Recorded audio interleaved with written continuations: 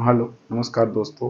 Manoj Kumar Kushwaha global science research YouTube channel में आपका फिर से स्वागत है।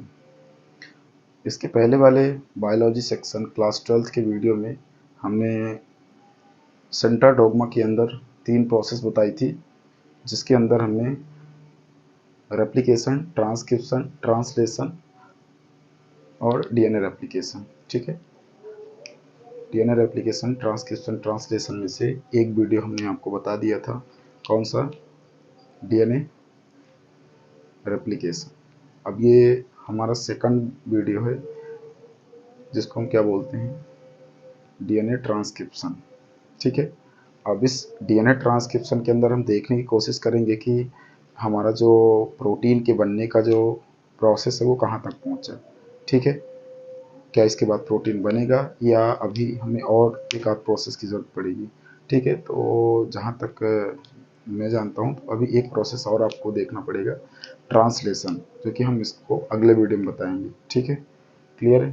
तो आइए देखते हैं डीएनए रेप्लिकेशन के बाद ट्रांसक्रिप्शन क्या है। तो जैसे कि मैंने थोड़ा सा बेसिक इंट्रो इसके पहले वाले वीडियो में दिया था कि डीएनए से डीएनए बनना रेप्लिकेशन होता है और डीएनए से एमआरएनए बनना होता है आपका ट्रांसक्रिप्शन। क्या होता है? डीएनए से एमआरएनए बनना क्या होता है? ट्रांसक्रिप्शन, ठीक है। तो बात करेंगे कि किस तरीके से ये प्रोसेस हो रही है, ठीक है। तो आपको पता होगा कि ट्रांसक्रिप्शन प्रोसेस में हम क्या करते हैं? The process of formation of mRNA, the process of formation of mRNA from DNA. जो आपका डीएनए बना हुआ है, उस डीएनए से एमआरएनए की बनाने की प्रोसेस या एमआरएनए के बनने की प्रोसेस को क्या बोलते हैं? ट्रांसक्रिप्शन बोलते हैं। क्या बोलते हैं? ट्रांसक्रिप्शन, ठीक है। अगर हम इसे थोड़ा सा एनसीईआरटी के लैंग्वेज में अगर आप देखने की कोशिश करेंगे तो इसमें दिया हुआ कि the process of copying genetic information from one strand to another strand, one strand of DNA into RNA is term as, इसको क्या बोलते हैं? इस टर्म एज ट्रांसक्रिप्शन, ट्रांसक्रिप्शन। तो हमने क्या बोला? The process of copying genetic information from DNA to RNA, from DNA to mRNA या आरएनए, ठीक है। सॉरी, 1 2 बार है ये। क्लियर है? तो एक ऐसा प्रोसेस जिसके अंदर हम डीएनए की कॉपिंग, ये डीएनए की जो भी इंफॉर्मेशन है उसको कॉपी करना एमआरएनए में, क्या कहलाता है? ट्रांसक्रिप्शन, ठीक है। इसी का एक उल्टा प्रोसेस था, मैंने आपको बोला था कि अगर डीएनए से एमआरएनए बनता है या आरएनए बनता है तो उसे तो ट्रांसक्रिप्शन बोलते हैं, लेकिन अगर सोचो कि अगर एमआरएनए या आरएनए से डीएनए बना तो उसको क्या बोलेंगे?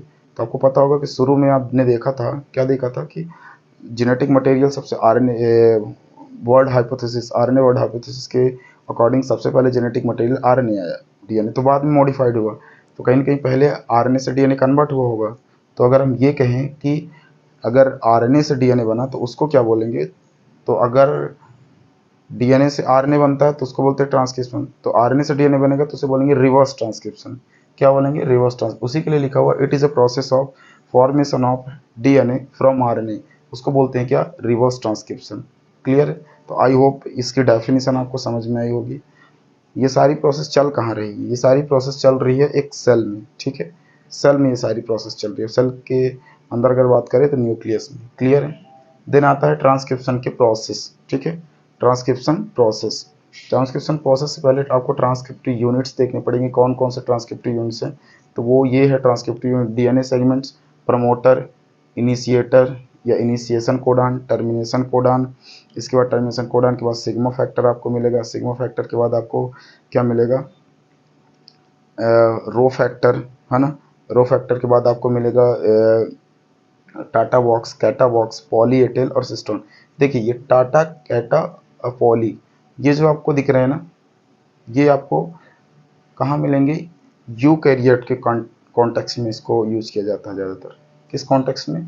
ये जो कुछ फैक्टर्स हैं, बट मैंने बताया इसलिए दिया क्योंकि लगभग लोगों को प्रोसेस सिमिलर होता है, बस कुछ फैक्टर उसमें अलग से आपको वर्किंग करते हुए दिखेंगे, बस इतना ही फर्क है, ठीक है। तो ये जो आप देख रहे हो ना, ये प्रोकैरियोट में ट्रांसक्रिप्शन देख रहे हो। क्लियर है?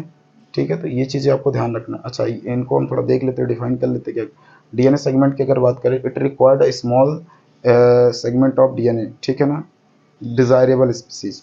आपको एक जो भी आपको लग रहा है कि हाँ हम इसका डीएनए टेम्पलेट ले सकते हैं, इसका ट्रांसक्रिप्शन करना है हमें, ठीक है, तो हम उसके डीएनए का सेगमेंट एक उठा लेंगे। उसके बाद हम क्या करेंगे, प्रमोटर लेंगे। प्रमोटर प्रोसेस को प्रमोट करने के लिए, ठीक है, इसका काम होगा इनिशिएशन पॉइंट पर बाइंड होना, ठीक है। फिर आता है इनिशिएशन कोडान। इनिशिएशन कोडान में हमने एयूजी बताया था, ये प्रोसेस को इनिशिएट करने में काम करेगा, ठीक है। फिर इसके बाद इनिशिएशन कोडान के बाद टर्मिनेशन कोडान आता है। टर्मिनेशन कोडान में 3 कोडान मिलता है, यूए, यूएजी, यूजीए, ठीक है। ये तीनों कोडान एक तरीके से क्या करेंगे, जहाँ पे जिस कोडान की जरूरत पड़ेगी वो कोडान आकर के बाइंड करेगा और प्रोसेस को एमआरएनए एमआरएनए हमें ज़रूरत तक बन जाएगा। उसके बाद एमआरएनए एक्स्ट्रा ना बने उसको हम रोक देते हैं प्रोसेस, ठीक है, या एमआरएनए बनने के बाद के प्रोसेस को हम रोक देते हैं, ठीक है। तो उसको बोलते हैं क्या, टर्मिनेटर। टर्मिनेटर में हेल्प कौन करते हैं, तो वो रो फैक्टर करते हैं। और इनिशिएटर में हेल्प कौन करते हैं, सिग्मा फैक्टर। तो सिग्मा फैक्टर ये प्रोसेस को, जैसे आपने देखा होगा गाड़ी में चाबी लगी होती है, ठीक है, चाबी तो आपने लगा दिया इनिशिएशन कोडान, ठीक है। अब उसको चलाने के लिए ड्राइवर चाहिए, तो वो ड्राइवर कौन है, वो ड्राइवर ही है सिग्मा फैक्टर। फिर आप देखोगे कि उसे रोकने के लिए भी कोई ना कोई होना चाहिए, तो रोकता भी कौन है, वो ब्रेकर के फॉर्म में ड्राइवर ही है, ठीक है। ब्रेकर के फॉर्म में ड्राइवर ही उसे रोकता है, ठीक है। तो ये बात ध्यान रखिएगा, है ना। चलाने का काम ड्राइवर स्टीयरिंग की हेल्प से करता है और रोकने का ब्रेक की हेल्प से। तो ये इसमें कुछ ऐसे ही है ना, ठीक है। लेकिन रोकता कौन है, ड्राइवर ही रोकता है। इसमें भी कुछ ऐसे ही है, ठीक है। इसमें आप देखोगे, क्या देखोगे, सिग्मा फैक्टर क्या करेगा, स्टार्ट करने का काम करेगा, और जो रो फैक्टर है वो रोकने का काम करेगा, स्टॉप करने का, ठीक है, जब हमारा एमआरएनए बन जाएगा। फिर इसके बाद आरएनए पॉलीमरेज, इसको तो हमने पहले बोला था, ये एक रीडिंग स्ट्रैंड है, ठीक है ना। आरएनए की सिंथेसिस होगी, उसको रीड करेगा, तभी तो ये आगे बन पाएगा। जो न्यूक्लियोटाइड बेस पेयर है वो उनको ऐड कर करके और आगे रीड करता जाएगा। देन इसके बाद कोर एंजाइम दिया हुआ है, कोर एंजाइम हेलिकेज। हेलिकेज का काम तो बिल्कुल रहेगा हाइड्रोजन बॉन्ड को ब्रेक करने के लिए। इसके बाद नेक्स्ट है टाटा बॉक्स। टाटा बॉक्स की अगर बात करेंगे, अगर टाटा बॉक्स की बात करेंगे तो it provide the direction of transcription process, है ना। ट्रांसक्रिप्शन किस डायरेक्शन में होगा, 5 to 3 या 3 to 5, ये उसके लिए क्या करेगा, डायरेक्शन प्रोवाइड करेगा, ठीक है। उसके बाद कैट बॉक्स आता है। तो कैट बॉक्स में आपने देखा होगा कुछ बेस पेयर होते हैं, ठीक है ना, कुछ बेस पेयर होते हैं, कुछ बेस पेयर के जो पैटर्न होते हैं, जिससे क्या, it help to separate pattern of nucleotide, है ना। न्यूक्लियोटाइड के जो पैटर्न होते हैं, किस टाइप के पैटर्न, उनको सेपरेट करता है, GGC AA TCT, ठीक है। इस टाइप के पैटर्न को ये क्या करता है, सेपरेट करने का काम करता है, ठीक है। इसके बाद पॉली एटेल आता है। तो पॉली एटेल का काम क्या है, पॉली एटेल की अगर बात करेंगे तो ये कैपिंग का काम करेगा एक तरीके से, ठीक है। कैप वो एमआरएनए की जो स्ट्रैंड है, एमआरएनए की जो स्ट्रैंड है, ठीक है, कैपिंग के साथ साथ एमआरएनए की जो स्ट्रैंड है, ठीक है, उस एमआरएनए के स्ट्रैंड को लॉन्गिविटी मतलब एक तरीके से लेंथ प्रोवाइड करेगा, ठीक है ना, और उस लेंथ को सिक्योर करने में हेल्प करेगा, ठीक है। कौन, पॉलीएटेल। पॉलीएटेल क्या करेगा, एक लेंथ प्रोवाइड करेगा, ठीक है ना, ठीक है। Capping add to the 5' of mRNA to synthesize long chain of new mRNA, ठीक है। एमआरएनए की एक लंबी चेन बनाने में हेल्प करेगा, है ना। लास्ट में पॉली ए इस तरीके से ऐड करके एक लंबी एमआरएनए की चेन बनाने में हेल्प करेगा। इसके बाद नेक्स्ट क्या आएगा आपका, सिस्टोन दिया हुआ, तो it is a segment of DNA code for polypeptide, ठीक है ना। पॉलीपेप्टाइड की एक लंबी चेन बनाने में ये हेल्प करेगा। तो ये जो कुछ सीक्वेंस थे, तो इनको आप ध्यान रखिएगा, ठीक है। इसके बाद चलिए आइए बात करते हैं इसके प्रोसेस में, ठीक है। प्रोसेस में क्या क्या चीज़ें चल रही है, ठीक है।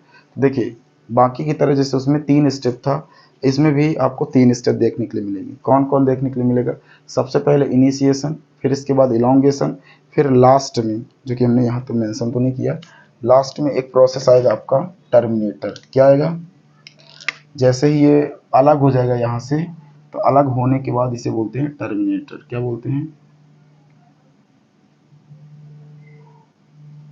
टर्मिनेटर।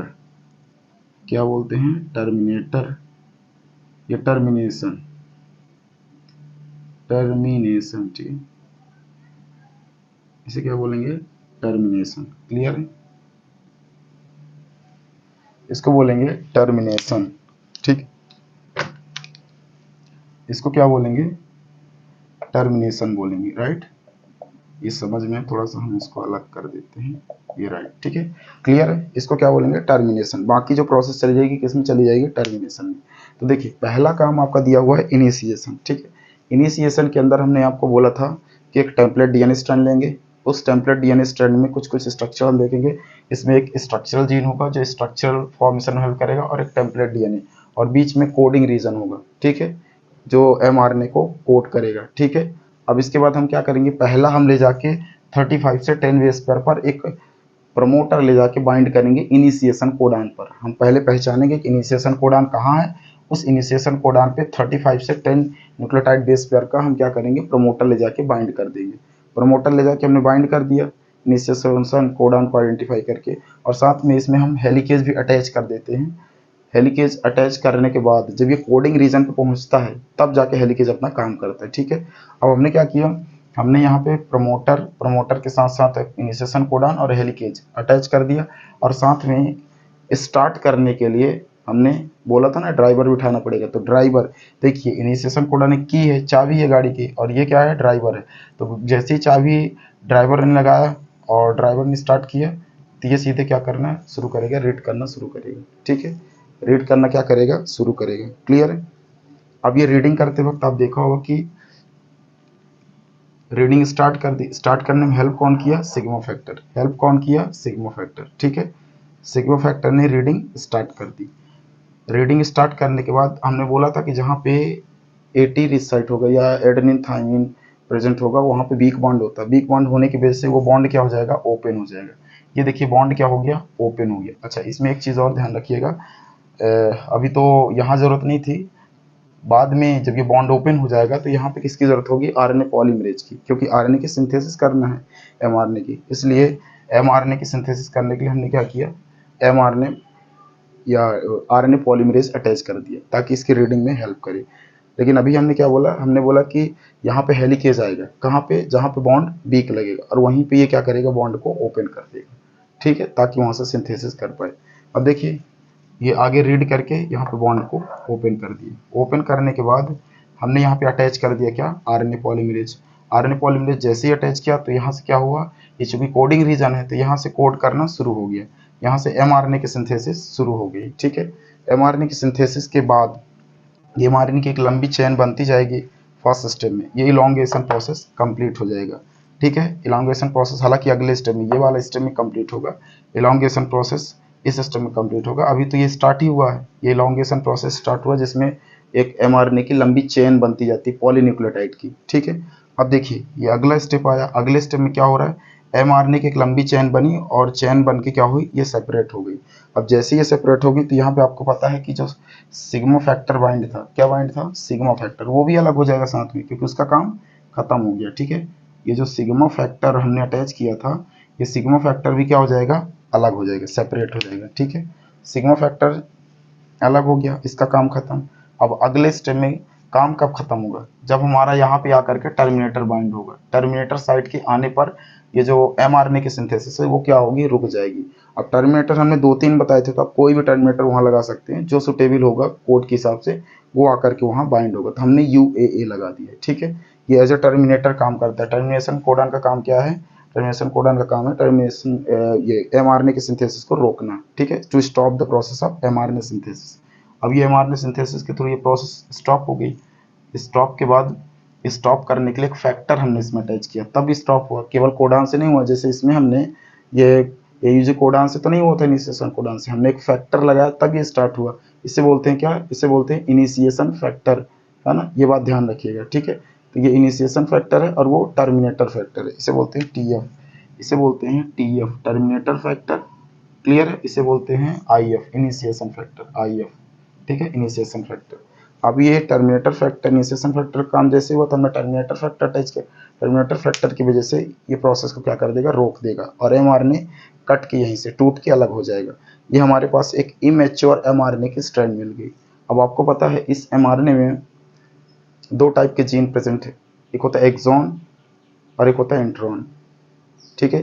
अब एक्चुअल में जो जीन की एक्सप्रेशन है या आप expression of gene and regulation जो पढ़ोगे, ठीक है ना, जीन एक्सप्रेशन एंड रेगुलेशन जो पढ़ोगे वो इसी में आता है ना। हालांकि एक टॉपिक है उसकी हम बात करेंगे, लेकिन वो प्रोसेस एक्चुअली इसी के लिए दी गई है, ठीक है, कि इसके बाद जीन एक्सप्रेस होते हैं या नहीं होते हैं, कब एक्सप्रेस होते हैं कब नहीं होते, ठीक है। तो ये चीज़ ध्यान रखना। तो अभी हमारे पास mRNA की लंबी चेन बन गई है ना। ये कि इमेच्योर है, क्यों? क्योंकि अभी इसमें कुछ ऐसे कोडिंग रीजन है जो कोड करेंगे प्रोटीन सिंथेसिस के, कुछ ऐसे हैं जो कोड नहीं करेंगे, उनको सेंस और नॉन सेंस कोडान बोलते हैं, ठीक है। तो देखते हैं कौन कौन से कोड करते हैं। तो इसमें जो आपको इंट्रॉन और बीच में एक्सॉन, ये जैसे इंट्रॉन इंट्रॉन दिख रहा है ना, बीच में दो है, एक है ये वाला है आपका एक्सॉन, यहाँ पे चूंकि लिखा नहीं है इसलिए थोड़ा सा हो सकता है, नीचे वाले में तो लिखा है इसमें नहीं लिखा। ये है आपका कौन सा? एक्सॉन, ठीक है, एक्सॉन। ये है, ये एक्सॉन है, ठीक है, ये एक्सॉन, ये क्या है? एक्सॉन है, ठीक है, ये एक्सॉन है। और जो रह गए बीच में ना वो इंट्रॉन, वो क्या है? इंट्रॉन है, ठीक है, वो क्या है? इंट्रॉन है। इनको भी आप बोल सकते हैं, ये क्या है? इंट्रॉन है, ये इंट्रॉन, ये इंट्रॉन, ये है इंट्रॉन, ठीक है। अब इसमें हमें क्या करना है? कोडिंग रीजन हमारा एक्सॉन है जिसकी हमें जरूरत है, ठीक है, बाकी की तो हमें जरूरत है ही नहीं, ठीक है। बाकी की हमें जिसकी जरूरत है वो एक्सॉन की जरूरत है, इंट्रॉन की है ही नहीं। तो हम क्या करेंगे? एक्सॉन वाले रीजन को रिमूव करेंगे, ठीक है। एक्सॉन वाले रीजन को रिमूव करने के लिए हम क्या करेंगे? इसमें 180 डिग्री का कर्व बनाएंगे, ठीक है, 180 डिग्री की फोल्डिंग बनाएंगे। देख लीजिए, हमने इंट्रॉन की 180 डिग्री की फोल्डिंग बना दी, ये 180 डिग्री की हमने फोल्डिंग बना दी, ठीक है। 180 डिग्री ये पूरा घूम जाएगा, है ना, ये इस तरीके से, ऐसे, ये ऐसे, इस तरीके से घूम जाएगा और एक लूप बनेगा, ठीक है। ये सब किसके अंदर हो रहा है? ये सब हो रहा है आरएनए स्प्लाइसिंग। तो क्या है RNA splicing? It is a process of removal of intron part from mRNA strand. mRNA strand से इंट्रॉन पार्ट को रिमूव करना या स्प्लिट करना, उसे बोलते हैं, स्प्लिट से बना है स्प्लाइसिंग, आरएनए स्प्लाइसिंग, ठीक है। नॉन कोडिंग रीजन को स्प्लिट कर देना वो होता है आरएनए स्प्लाइसिंग, ठीक है। अब आपका ये एक तरीके से आरएनए स्प्लाइसिंग के थ्रू हमने इसमें रिस्ट्रक्शन एंडोन्यूक्लियेज एंजाइम से कट लगा लगा के ये लूप को क्या कर दिया? रिमूव कर दिया। रिमूव करने के बाद हमारे पास कौन सी स्ट्रैंड बचेगी? हमारे पास बचेगी एक synthesized new and protein synthesized mRNA strand, ठीक है, जो आगे चल के प्रोटीन की सिंथेसिस करेगी, जो आगे चल के क्या करेगी? प्रोटीन की सिंथेसिस करेगी। तो ये थी दोस्तों एक प्रोसेस। इसको थोड़ा एक बार फटाफट रिवाइज करते हैं, फिर आगे हम अगला जो स्टेप है वो हम बात करेंगे नेक्स्ट वीडियो में, है ना। मतलब इसका अगला प्रोसेस ट्रांसलेशन, ठीक है। हमने क्या किया? ट्रांसलेशन को डिफाइन किया कि mRNA से, सॉरी, डीएनए से एमआरएनए की बनने की प्रोसेस को क्या बोलते हैं? ट्रांसक्रिप्शन। या आपके डीएनए की जो जेनेटिक इन्फॉर्मेशन है उसको कॉपी करना है एमआरएनए में, हम उसको ट्रांसक्रिप्शन बोलते हैं। ट्रांसक्रिप्शन के प्रोसेस के अंदर एक था रिवर्स ट्रांसक्रिप्शन, जिसमें हमने क्या किया था? इसमें एमआरएनए से डीएनए बनाया था, तो उसको बोलते हैं रिवर्स ट्रांसक्रिप्शन। फिर हमने रिवर्स ट्रांसक्रिप्शन, हमने ट्रांसक्रिप्शन प्रोसेस के अंदर ट्रांसक्रिप्टिव यूनिट देखा, DNA segments, promoter, initiation. DNA segment हम ये एमआरएनए सिंथेसिस के लिए हमें रिक्वायर होगी, प्रमोटर प्रोसेस को प्रमोट करने के लिए, इनिशिएशन कोडान ये प्रोसेस को इनिशिएट करने के लिए, फिर इसके बाद ट्रांसमीटर प्रोसेस को रोकने के लिए, ये स्टार्ट और ये रोकने के लिए, सिग्मा फैक्टर ये स्टार्ट करने में फैक्टर हेल्प करेंगे, रो फैक्टर ये रोकने में हेल्प करेंगे, ठीक है ना, प्रोसेस को रोकने में एमआरएनए सिंथेसिस ताकि ना हो। कोर एंजाइम बॉन्ड को ब्रेक करने में, हाइड्रोजन बॉन्ड को। टाटा बॉक्स में ये एक ट्रांसक्रिप्शन प्रोसेस को किस डायरेक्शन रीड करेगा उसको गाइड करते हैं। कैट बॉक्स क्या करेगा? ये एक पैटर्न शो करता है, GGC, AA और TT ये इस पैटर्न को ये सेपरेट करते हैं, ठीक है ना, सेपरेट करने में हेल्प करते हैं। फिर इसके बाद क्या है? पॉली ए टेल, जो एक mRNA की लंबी चेन बन पाए उसको प्रोटेक्शन प्रोवाइड करता है और बनाने में हेल्प करता है। सिस्टोन की अगर बात करें, cistron is segment of DNA code for polypeptide, polypeptide chain बनाने में हेल्प करता है। mRNA की पॉलीपेप्टाइड चेन कब बनेगी? इसी की हेल्प से बनेगी, सिस्टोन की हेल्प से। फिर ये प्रोसेस था जिनमें हमने टेम्पलेट डीएनए लिया, हमने प्रमोटर और इनिशिएशन कोडान के साथ हेलिकेज को बाइंड कराया और सिग्मा फैक्टर के थ्रू स्टार्ट कर दिया। जैसे स्टार्ट हुआ तो हमने क्या किया? रीड करना शुरू किया आरएनए पॉलीमरेज की। तो आरएनए पॉलीमरेज ने रीड करके एक mRNA की स्ट्रैंड बना दी। फिर जैसे मान कि स्ट्रैंड बन गई तो एक टाइम के बाद टर्मिनेटर आएगा, कोडान के साथ बाइंड होगा यूए, और बाइंड करने के बाद यहाँ पे रो फैक्टर से आकर के रोक देगा। जैसे रोक देगा तो रोकने के बाद हमारा एमआरएनए स्ट्रैंड अलग हो जाएगा, और अलग होने के बाद क्या करेंगे, फिर हम ये इमेच्योर एमआरएनए से दो टाइप के जीन होंगे, एक्सॉन एंट्रॉन। एंट्रॉन को रिमूव कर देंगे, एक्सॉन को रख लेंगे। रिमूव करने के लिए रिस्ट्रक्शन एंजाइम की हेल्प लेंगे, लूप बना के, उस लूप बनाने की प्रोसेस को बोलते हैं आरएनए स्प्लाइसिंग। ठीक है, इंट्रॉन पार्ट को हटाना है एमआरएनए से, क्या कहलाता है, आरएनए स्प्लाइसिंग। फिर इसके बाद एक मैच्योर एमआरएनए स्ट्रैंड बन जाएगी। ठीक है, तो ये रही दोस्तों ट्रांसक्रिप्शन प्रोसेस। ये वीडियो कैसा लगा हमें कमेंट सेक्शन में बताइए, और पसंद आए पर हमें हमारे वीडियो को लाइक, सब्सक्राइब एंड हमारे चैनल को सब्सक्राइब कर सकते हैं। थैंक यू, धन्यवाद।